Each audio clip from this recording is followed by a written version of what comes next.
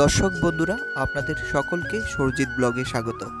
আজকে আমাদের পিকনিক ট্যুরের মাধ্যমে আপনাদের দেখানোর চেষ্টা করব আমাদের আজকের যে ভ্রমণমূলক স্থানগুলি রয়েছে সেগুলি। প্রথমে আমাদের রয়েছে ত্রিপুরেশ্বরী মায়ের মন্দির দর্শন, এরপর কুপিলং, এরপরে রয়েছে নীরমহল। তো দেখতে থাকুন। নমস্কার। আর যেখান থেকে এই ভিডিও দেখছেন আশা করি প্রত্যেকে ভালো আছেন এবং সুস্থ আছেন। তো সরজিৎ ব্লগে আপনাদের সকলকে স্বাগত।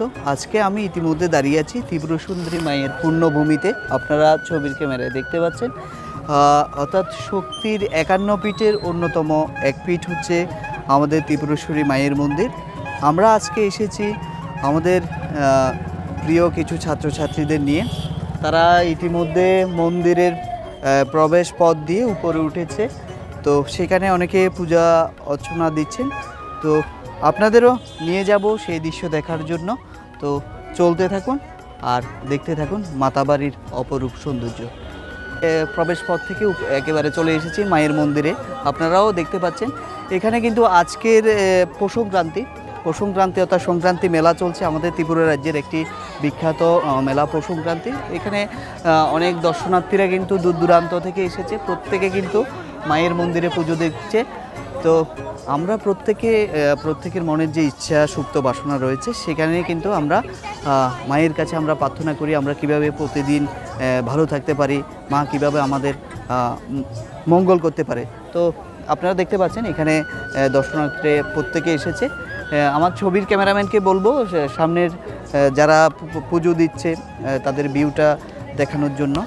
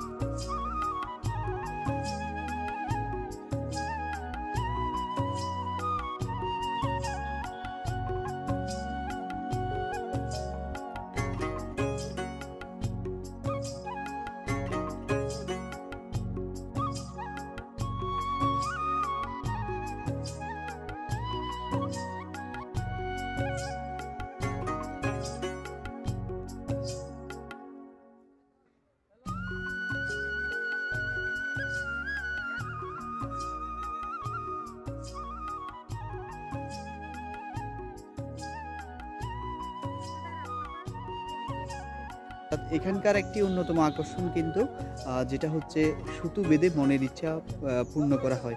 অনেক দর্শনার্থীরা আসে প্রতি বছরের নেই, তারাও কিন্তু তাদের যে মনের যে ইচ্ছা রয়েছে সেই ইচ্ছাটা পূর্ণ করে সুতো বেঁধে। তো প্রতি বছরের নেই আপনাদেরকেও আমরা নিয়ে এসেছি গোমতী ত্রিপুরার কুপিলংয়ে। অনেকে ইতিমধ্যে চলে গিয়েছে। উপরের এই যে স্থানটি রয়েছে, যে গাছটির মধ্যে প্রত্যেকে কিন্তু মায়ের কাছে প্রার্থনা জানায় তাদের যে মনের যে ইচ্ছা রয়েছে সেই ইচ্ছাটা পূর্ণ করার জন্য। তো আপনারা যারা আসতে চান আপনারাও আসতে পারেন এই গোমতী ত্রিপুরায়।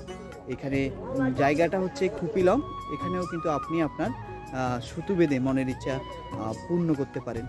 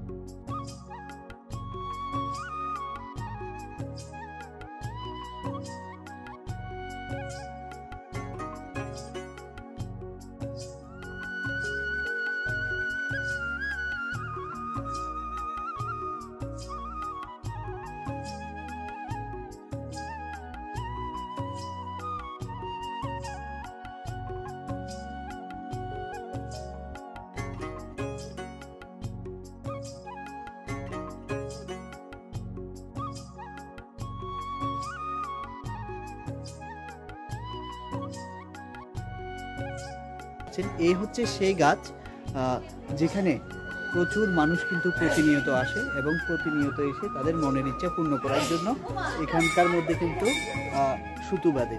তো আপনাদের যাদের মনের ইচ্ছা পূর্ণ হওয়ার জন্য, আপনাদের মনের যে ইচ্ছাটা রয়েছে সেই ইচ্ছাটা পূর্ণ করার জন্য আপনিও কিন্তু গোমতী ত্রিপুরার এই কপিলংয়ে আসতে পারেন। এই যে আপনারা এখানে যে সুতোগুলো দেখতে পাচ্ছেন, এগুলো কিন্তু প্রত্যেকটা মানুষের এক একটা কিন্তু ইচ্ছা। এই ইচ্ছাগুলো কিন্তু পূর্ণ করার জন্য তারা কিন্তু এখানে সুতোগুলো বেঁধে দিয়েছে। তো এটা আবার যাদের মনের ইচ্ছাটা পূর্ণ হবে তারা কিন্তু আবার এখানে এসে আবার সুতো খুলে যাবে। তো এটা হচ্ছে আমাদের একটা বিশ্বাসের মাধ্যমে অনেক কিছু সম্ভব হয়।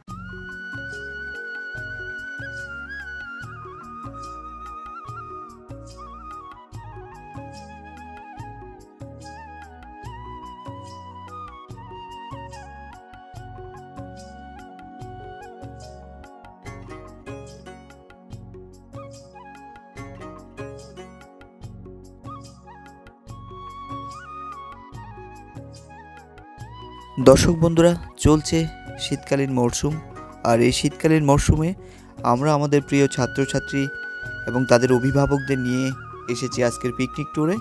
আপনারা এখন যে সিনারিওটা দেখতে পাচ্ছেন, এখানে প্রত্যেকে কিন্তু দুপুরের খাবার গ্রহণ করছে। ইতিমধ্যে আমাদের কয়েকটি প্লেস কিন্তু প্রদর্শন করা হয়ে গেছে।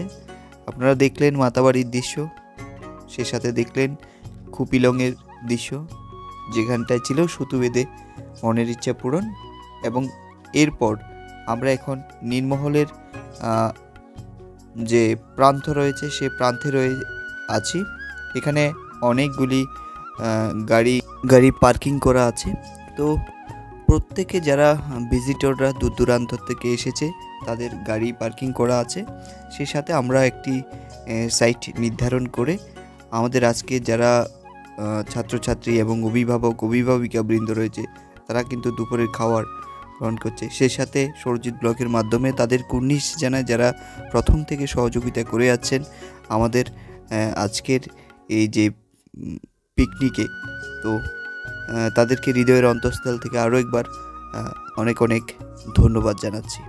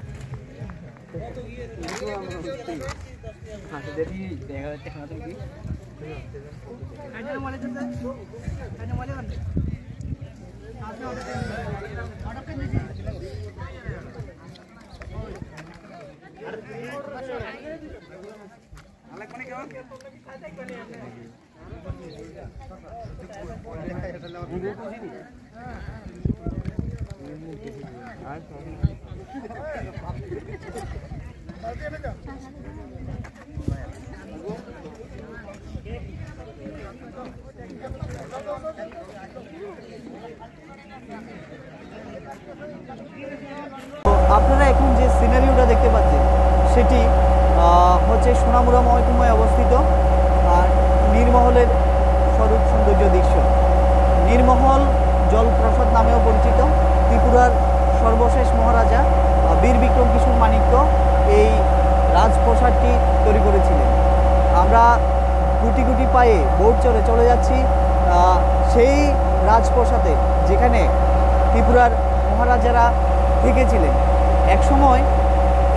আপনারা এই যে সিনারিওটা দেখতে পাচ্ছেন, এই সিনারিওটা 1930 সালে ত্রিপুরার মহারাজা বীর বিক্রম কিশোর মাণিক্য তৈরি করেছিলেন কাজটা।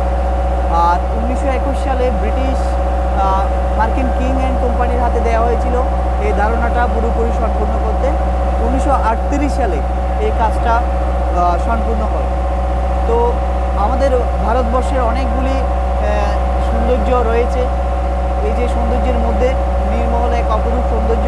হাতছানিতে পর্যটকদের প্রতি বছর এখানে কিন্তু আনাগোনা থাকে দূর দূরান্ত থেকে, অর্থাৎ আমাদের রাজ্য এবং বহিরাজ্য থেকে সমস্ত পর্যটকরা কিন্তু প্রতি বছর এখানে ভ্রমণ করতে আসেন।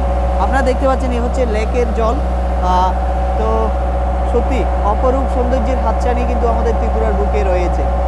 তো আপনারা যারা ভ্রমণ প্রিয় মানুষ, যারা ভ্রমণ করতে ভালোবাসেন, আপনারা চলে আসুন নীরমহলে। আর নীরমহলে এসে আপনারা এই যে জলপ্রপাতের যে সৌন্দর্য আছে সেই সৌন্দর্যটা উপভোগ করুন। তো সত্যি ভ্রমণ পিপাসু যে সমস্ত লোকরা রয়েছে তারা ভ্রমণ করতে ভালোবাসে। আপনারা দেখতে পাচ্ছেন এখানে আমার বোটের মধ্যে অনেকে রয়েছে যারা দূর দূরান্ত থেকে এসেছে ভ্রমণ করতে পরিবারের সঙ্গে, কেউ ছাত্রছাত্রীদের নিয়ে এসেছে। তো কাজে ত্রিপুরা যে নৈসর্গিক প্রাকৃতিক সৌন্দর্য রয়েছে এগুলি কিন্তু দর্শকদের মন কাড়বে। তো দর্শকদের নজর কাড়ার জন্য কিন্তু আপনারা চলে আসতে পারেন অবসর সময় আপনার পরিবারের সাথে, আপনার বন্ধুর সাথে, যে কোনো প্রিয়জনের সাথে উপভোগ করে যান নীরমহলের এই অপরূপ সৌন্দর্য। আমরা আর কিছুক্ষণের মধ্যে আমরা চলে যাব রাজপ্রাসাদে, যেখানে ত্রিপুরার যেই সমস্ত রাজারা কিন্তু স্থাপত্য বিস্তার করেছিল সেই দৃশ্য আপনাদের ক্যামেরার মাধ্যমে দেখানোর চেষ্টা করব। তো চলতে থাকুন আর সেই দৃশ্য উপভোগ করুন। Thank you.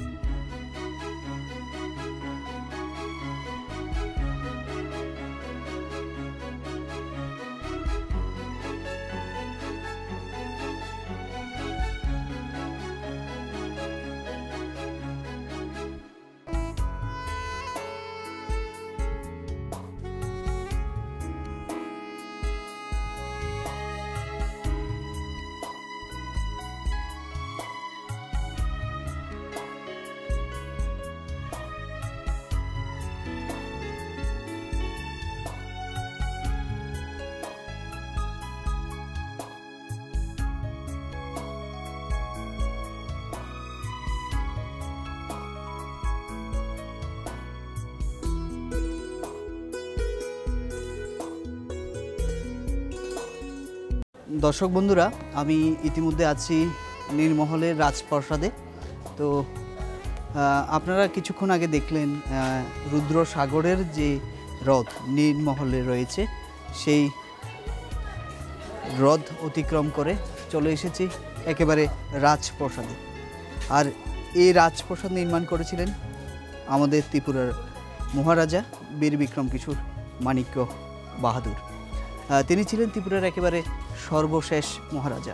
দূর দূরান্ত থেকে অনেক পর্যটকরা কিন্তু প্রতিনিয়ত আসছে।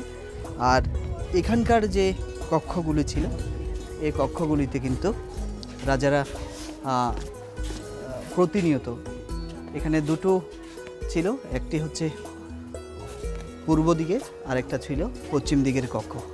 পূর্ব দিকের কক্ষে রাজাদের প্রতিনিয়ত যে সমস্ত সাংস্কৃতিক অনুষ্ঠানগুলি থাকতো, সেই সাংস্কৃতিক অনুষ্ঠানগুলি হতো। তো আমরা দেখতে দেখতে পেয়ে গেলাম আরও একজন পর্যটককে। কোথায় থেকে আসলেন? বিলোনিয়া থেকে। বিলোনিয়া থেকে। তো এখানে এসে কেমন লাগছে? খুব ভালো, রাজার আমলের স্মৃতিসৌধ। তো আপনারা কতজন এসেছেন? 100 জন। 100 জন। এ প্রতিনিয়ত আসা যাওয়া হয় কি, নাকি অনেক বছর পর আবার আসা হলো? বছর পর পর। আচ্ছা আচ্ছা, ঠিক আছে। তো আমরা একজন পর্যটকের সঙ্গে কথা বললাম, যিনি এসেছে দক্ষিণ ত্রিপুরা জেলা থেকে, দক্ষিণ ত্রিপুরা জেলার বিলোনিয়া থেকে।